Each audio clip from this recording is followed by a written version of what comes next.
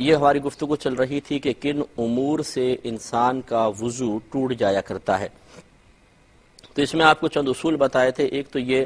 کہ جو ہم پیشاب وغیرہ کرتے ہیں، بڑا استنجا کرتے ہیں،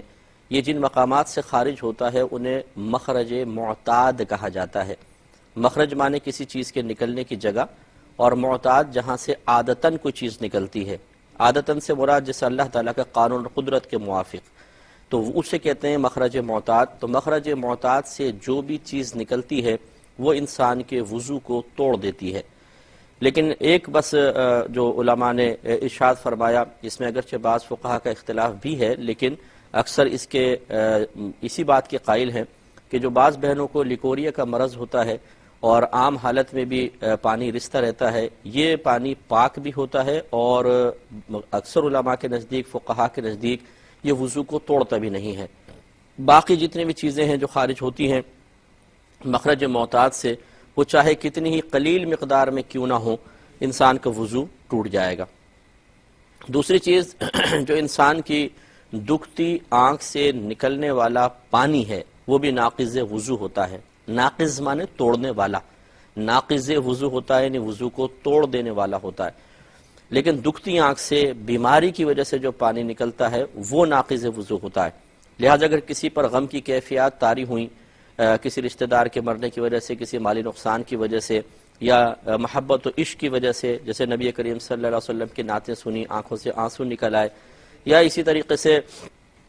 آنکھ میں مرچیں پڑ گئیں، کوئی تنکا پڑ گیا اور آنسو نکل آئے، تو ان امور کی بنا پر جو آنسو نکلتے ہیں وہ سب کے سب پاک متصور ہوتے ہیں اور ان سے کوئی وضو نہیں ٹوٹا کرتا. لہٰذا یہ مشروط ہے اس کے ساتھ آنکھ سے نکلنے والا وہ پانی جو بیماری کی وجہ سے نکلتا ہے، دکھتی آنکھ سے نکلتا ہے، وہ ناقض وضو ہوتا ہے. اس کے علاوہ انسان کے بدن سے کہیں سے بھی خون یا پیپ نکل کر بہہ جائے اور ایسے مقام پر بہنے کی وہ صلاحیت رکھتا ہو کہ جس مقام کا وضو یا غسل میں دھونا فرض ہے، تو انسان کا وضو ٹوٹ جائے گا. تو انسان کے غسل میں جن اعضاء کو دھونا فرض ہوتا ہے، سمجھ لیں سر کے بال سے لے کر پاؤں کے ناخن تک پورے بدن کو دھونا فرض ہے. لیکن کانوں کے اندر سوراخ کے اندر پانی ڈالنا کوئی فرض نہیں، آنکھوں کے اندر پانی ڈالنا فرض نہیں، باقی پورا ظاہری بدن دھونا ہوگا. تو گویا کہ خون یا پیپ نکل کر اگر مثال کے طور پہ آنکھ میں خون نکلا اور باہر نہیں آیا تو یہ ابھی وضو نہیں توڑے گا، کیونکہ وہ ابھی باہر نہیں نکلا ہے، اندر ہے، اور اس کا غسل یا وضو میں دھونا فرض بھی نہیں ہے. تو گویا کہ آنکھ کے علاوہ اور کان کے سوراخ کے اندر کے علاوہ باقی کہیں سے بھی اگر خون یا پیپ نکلے اور اتنی مقدار میں نکل جائے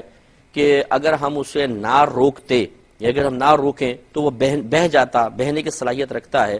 تو پھر اس سے وضو ٹوٹ جائے گا. اس سے معلوم ہوا کہ صرف اس خون یا پیپ کے تھوڑے سے ظاہر ہونے سے وضو نہیں ٹوٹے گا جب تک کہ اس میں چلنے اور بہنے کی صلاحیت موجود نہ ہو. جیسے میں نے آپ کو مثال دی تھی، بسا اوقات انسان کو کوئی دانہ وغیرہ ہو جاتا ہے تو وہ تھوڑا سا دباتے ہیں تو پیپ کا ایک گولی سی بن جاتی، چھوٹی سی. اب آپ نے اس کو ٹیڑھا کیا، چل نہیں رہی، تو اس سے وضو نہیں ٹوٹے گا، کیونکہ یہ نکلی تو ہے لیکن چلنے کی از خود بہنے کی صلاحیت نہیں رکھتی ہے. ہاں آپ نے یہ جھٹکا مارا، زور سے ہاتھ کو ہلایا، جھٹکے سے ایک دم وہ آگے بڑھ گئی، تو یہ بہنا نہیں کہلائے گا، کیونکہ آپ نے جھٹکا دیا، وہ جھٹکے کے زور کی وجہ سے چلی ہے، از خود اس میں اتنی قوت نہیں کہ وضو کو توڑ دے. لہٰذا یہ بھی، اس سے بھی وضو نہیں جائے گا. ہاں اگر آپ خون یا پیپ نکلی خود بخود اور آپ نے اس طرح ہاتھ ٹیڑھا کیا، وہ چلنے لگی مثال کے طور پہ، یہ وضو ٹوٹ جائے گا.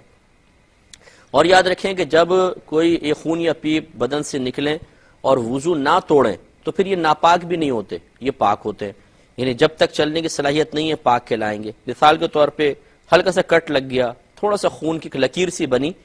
آپ نے ٹیڑھا کر کے دیکھا وہ چل نہیں رہا، اور آپ نے مثال کے طور پہ اس طرح آستین سے اس کو صاف کر لیا، اب یہاں بلڈ لگ گیا، آپ نے کافی دفعہ وہ تھوڑا تھوڑا نکل رہا، چل نہیں رہا، جتنا بھی آپ ٹیڑھا کریں، آپ صاف کرتے رہے، 5-6 دھبے لگ گئے، آپ نے اسی طرح کھڑے ہو کے نماز شروع کر دی، کوئی حرج نہیں ہے، کیونکہ یہ خون پاک ہے، جب تک بہے گا نہیں پاک کہلائے گا. اس کو اور مسئلے کو یوں سمجھ لیں، مثال کے طور پہ خون نکلا اور آپ نے ایک روئی ہاتھ میں لے لیا، ٹیشو پیپر لے لیا، جیسے نکلا آپ نے اس کو روک دیا، پھر اور نکلا پھر روک دیا، یعنی جذب کر لیا، پھر نکلا پھر جذب کر لیا، آپ نے اس کو بہنے نہیں دیا، تو کیا وضو ٹوٹے گا کہ نہیں ٹوٹے گا؟ تو میرے خیال میں آپ اگر الفاظ پہ غور کریں تو آپ فیصلہ کر لیں گے کہ ٹوٹ جائے گا، اس لیے کہ ہم نے عرض کی کہ وہ خون باہر نکلے اور اتنی طاقت اور اس میں صلاحیت ہو، اتنی طاقت اور قدرت ہو کہ وہ خود بہہ سکتا ہو، تو وضو ٹوٹ جائے گا۔ یہ الگ بات ہے کہ آپ نے اس کو بہنے نہیں دیا، بہنے سے پہلے اس کو آپ نے جذب کر لیا ہے، تو یہ جذب کرنے کا اعتبار نہیں ہوگا، بلکہ جتنی مقدار میں وہ باہر نکلا اس مقدار کا اعتبار ہوگا۔ چنانچہ آپ کو گمان کرنا ہوگا کہ اگر میں اس کو صاف نہ کرتا اور ایسی چھوڑ دیتا تو کیا یہ بہتا کہ نہیں بہتا؟ اگر دل گواہی دے کہ یہ بہہ جاتا تو وضو ٹوٹ گیا۔ تو اس پہ مزید انشاءاللہ کلام کریں گے۔ ایک پہلے کالر آج منتظر ہیں، دیکھتے ہیں ہم سے کیا پوچھنا چاہ رہے ہیں۔ السلام علیکم۔ تو آپ کی خدمت میں عرض کر رہے تھے کہ وضو ٹوٹنے کی بات چل رہی تھی کہ اگر بدن کے کسی بھی حصے سے خون یا پیپ نکلا اور اتنی مقدار میں نکلا کہ بہنے کی صلاحیت رکھتا ہو تو وضو توڑ دے گا، اور جو پیپ یا خون وضو توڑنے کی صلاحیت رکھتا ہے یاد رکھیں وہ ناپاک بھی ہوتا ہے، لیکن وہ خون یا پیپ جو بدن سے نکلا لیکن بہنے کی صلاحیت نہیں رکھتا، یہ وضو نہیں توڑے گا، اور جب یہ وضو نہیں توڑے گا تو یہ پاک بھی کہلائے گا، یعنی ناپاک نہیں ہوگا۔ اب دیکھیں مخرج معتاد سے جو چیز نکل رہی ہے اور یہ جو باقی جسم سے نکلتی ہے انہیں کہتے ہیں مخرج غیر معتاد، یعنی غیر عادی طور پہ نکلتا ہے۔ ان دونوں میں بنیادی فرق یہی ہے کہ مخرج معتاد سے کوئی چیز نکلے، چاہے بہنے کی صلاحیت رکھتی ہو یا نہ رکھتی ہو، ذرا سی مقدار میں بھی نکلے گی وضو گیا، لیکن مخرج غیر معتاد سے جو چیز نکلے گی جب تک بہنے کی صلاحیت نہ رکھتی ہو تب تک وضو نہیں جاتا۔ امید ہے آپ اچھی طرح سمجھ گئے ہوں گے۔ ایک ناروے سے کالر ہیں، دیکھنے کیا پوچھ رہے ہیں۔ السلام علیکم۔ اس کے علاوہ دیکھیں وضو ٹوٹنے والی چیزیں ہم آپ کو بیان کر رہے تھے، اس کے علاوہ جو وومیٹنگ ہو جاتی ہے، انسان کو قے ہوتی ہے، الٹی ہو جاتی ہے، اس سے بھی انسان کا وضو چلا جاتا ہے،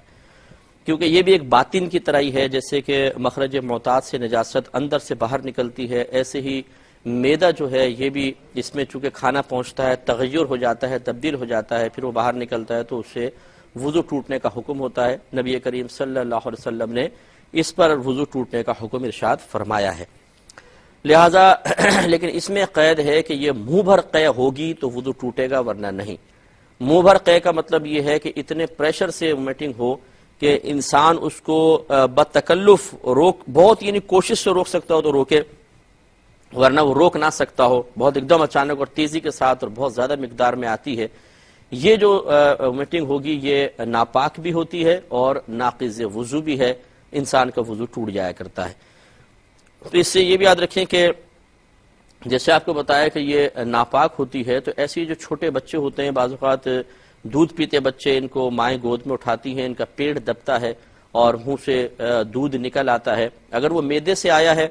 جو بعض اوقات ہوتا ہے منہ پی رہے تھے تو منہ میں ہے، چلو وہ نکل آیا تو پاک ہے، لیکن جو معدے میں اتر گیا پھر باہر نکلا ہے تو یہ جو دودھ ہوتا ہے یہ بھی ناپاک ہوتا ہے، اور اگر بہنوں کے کپڑوں پہ گرے گا، دوپٹے وغیرہ پہ گر گیا تو کپڑے اور دوپٹے ناپاک ہو جائیں گے۔ اسے پاک کیے بغیر نماز پڑھنا انتہائی خطرناک ہے کہ اگر وہ زیادہ مقدار میں لگا ہوگا تو نماز ہوگی ہی نہیں، اس لیے بہنوں کو اس مسئلے پر بھی انتہائی توجہ کرنی چاہیے۔ اور بھی مسئلہ عرض کرتا ہوں، پہلے ایک کالر ساتھ ہیں۔ السلام علیکم۔ بعض اوقات منہ سے خون نکل آتا ہے، اس سے بھی وضو ٹوٹتا ہے، اور اس کے اندر بنیادی اصول یہ ہوتا ہے، فقہا نے لکھا کہ اگر خون تھوک پر غالب ہے تو وضو ٹوٹ جائے گا، اور اگر تھوک خون پر غالب ہے تو وضو نہیں ٹوٹے گا۔ اب غالب ہونے کی علامت کیا ہے؟ ایک علامت تو یہ ہے کہ اگر حلق میں ذائقہ محسوس ہو جائے، مثلا منہ سے خون نکلا اور حلق میں باقاعدہ نمکینی محسوس ہوئی تو وضو ٹوٹنے کا حکم دیں گے کہ اتنی یہ کثیر مقدار میں یقیناً نکلا ہے کہ بہہ کے حلق تک پہنچا ہے، تبھی ذائقہ محسوس ہو رہا ہے تو وضو ٹوٹ جائے گا۔ دوسری ایک علامت یہ کہ حلق تک نہیں پہنچا، منہ میں خالی محسوس ہو رہا ہے تو تھوک پھینک کر دیکھیں گے، اگر تو تھوک سرخ کلر کا ہے یعنی اس میں خالصتاً سرخی نظر آئے تو ہم اسے کہیں گے کہ یہ خون تھوک پر غالب ہے، وضو ٹوٹ جائے گا۔ اور اگر زرد رنگ کا نظر آئے، خالصتاً سرخی نظر نہ آئے تو یہ اس بات کی علامت ہے کہ تھوک خون پر غالب ہے، اس صورت میں وضو نہیں جائے گا۔ تو خلاصہ کلام یہ ہے کہ وضو ٹوٹنے کے ہم نے جو اصول آپ کو بتائے، ان کو اگر ذہن میں رکھا جائے تو انشاءاللہ عز و جل وضو ٹوٹنے کی اکثر جزیات اس سے کور ہو جاتی ہیں، اور نہ صرف ہم اپنے لیے بہت سارے مسائل کا حل اس کے ذریعے معلوم کر سکتے ہیں، بلکہ دوسروں کے بھی حل مسائل کے سلسلے میں امداد کر سکتے ہیں۔